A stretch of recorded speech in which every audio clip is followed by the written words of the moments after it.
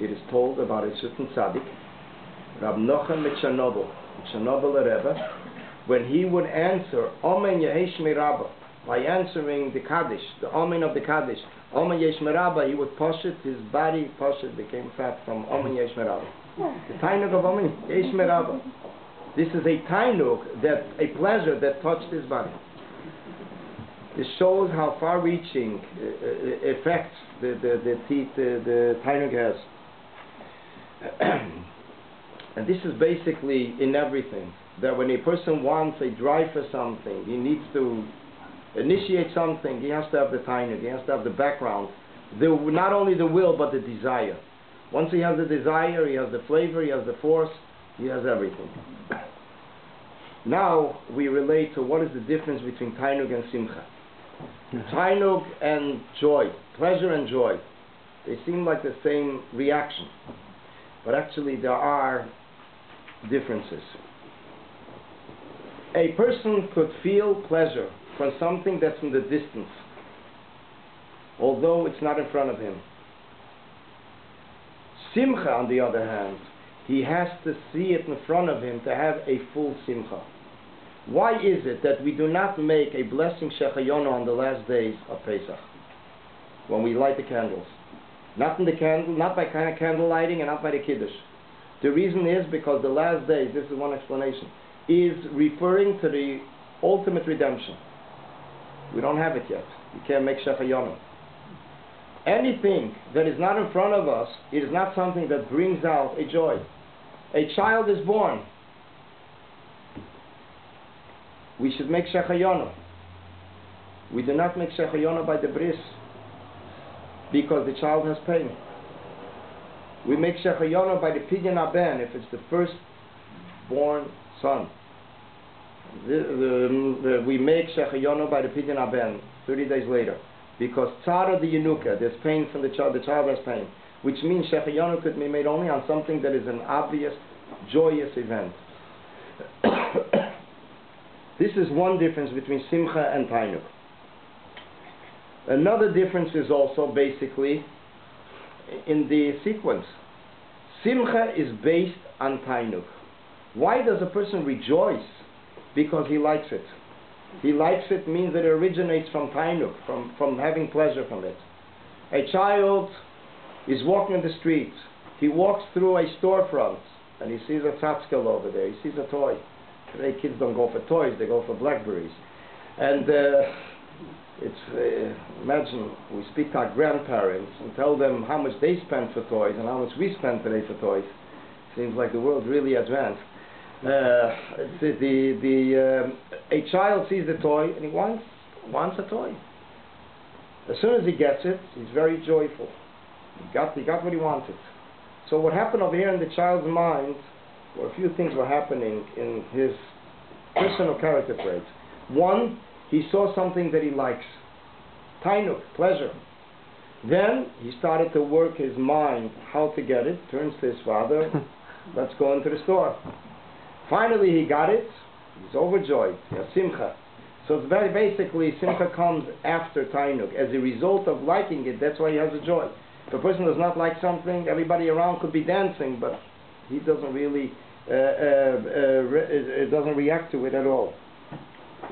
Another difference between tainug and simcha, pleasure and joy, is pleasure is something, like for example Shabbos. Shabbos, pleasure is something that comes from above. Mikacha v'kaima. When we look at the prayer, the difference between Shabbos and Yom Tov, in the blessing, the final blessing, the middle blessing of the whole, of the Shemoneh Esrei, the Tfilas Hamidah, the silent prayer, the loud prayer, there is a difference in the bracha. By Shabbos we say Baruch Atah Hashem Mekadesh HaShabbos. By Yom Tov we say Baruch Atah Hashem Mekadesh Yisrael V'Azmanim. Shabbos we say, blessed are you, the Almighty, who sanctifies the Shabbos. Yom Tov we say, blessed are you, who sanctifies the Yom Tov, Mekadesh, and the Jewish nation. So the Talmud says, what is the difference? That by Yom Tov, the Jewish nation has a hand in it. They decide when it is Yom Tov. It was the courthouse in Jerusalem that decided when it is Yom Tov, what day it is on the calendar. They had witnesses that testified when they saw the moon. And that is how they based their new month. Today, we already know what will be in the coming years, a leap year, not a leap year. They did not know till the time of Adar. When it came after Purim, they celebrated Purim. Comes the end of Adar, they see certain features, certain factors that they needed for Pesach, not ready yet. Certain things halacha. They make another Purim. Celebrate again Purim. This is basically, they did not know it till the end of Adar. Really? Right. They didn't know it before. They couldn't do it once they went into Nisan. This is why they were upset with Chizkiyahu HaMelech, King Chizkiyahu. But they couldn't do it before. We know ahead of time. So therefore, this is the difference between Shabbos and Yom Tov. Yom Tov is something that's dependent on the courthouse, on the Jewish nation. Shabbos is something that is a pleasure revealed from above. So in a sense, there is a difference between Tainuk and Simcha actually. Tainuk, pleasure, is something from above, which in the soul of a person, it is also from above. It is something which is the depth of a person's soul. And when a person has Simcha, he rejoices, he reveals himself. When a person has pleasure, he's removed within himself, more and more within himself. He is not so down relating to people, revealed. Nichnas yayin yotze sod. Says when a person drinks wine, the secrets come out. Happens to be, not happens to be, everything is with divine providence. The word yayin and the word sod both are the same numerical value. Wine and secret. So therefore, when a person drinks wine, it comes out. Simcha is joy. When a person is joyful, he's with other people.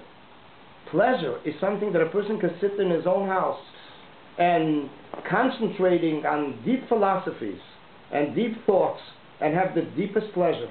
Doesn't need people around him, not revealed. Nobody has any idea what he's thinking about. It is completely the level of removing oneself instead of revealing oneself. This is another difference between tainuk, pleasure, and joy. Now we come to the difference between pleasure and will. And I think this is where we're going to actually, pleasure and will is also an inyan for itself. But before we get that, just to mention an interesting fact about our personal character traits, that sometimes we don't realize the sense of pleasure, the feeling of pleasure is revealed more in our senses, in our five senses, than in the personal character traits. Although Hasidus explains that what does it mean, intelligence? Intelligence means pleasure turning into philosophy. That's what intelligence means. Chokhmah, wisdom, knowledge, intelligence is directly connected with pleasure. And that's why it says when a person found a new philosophy, it's mentioned in the Talmud, Jerusalem Talmud, Motzat Chadeta, it says, the Lashon is that his face lit up. What is the connection? That because he found something, a philosophy, he gained a new pleasure. It goes together. Seichel and Tainuk go together. The Rebbe explains in a discourse in 1960, late 1959, that although pleasure is connected with Tzavu Panav, it says he lit up his face lit up. So although it connects with intellect, but it doesn't come to senses. When we look at the senses that we have, seeing, hearing, smelling, and talking, all of these, we can get so involved in a certain pleasure. By seeing something, we get so glued to it that it touches the essence of our soul. A person sees something beautiful, artwork, something that touches the person completely. You get so glued that he forgets the time and place where he's in. Person hears music, hearing. It touches the person that the person could sometimes go out with a rotzi. I mean, there were people that fainted by very deep songs that they were connected.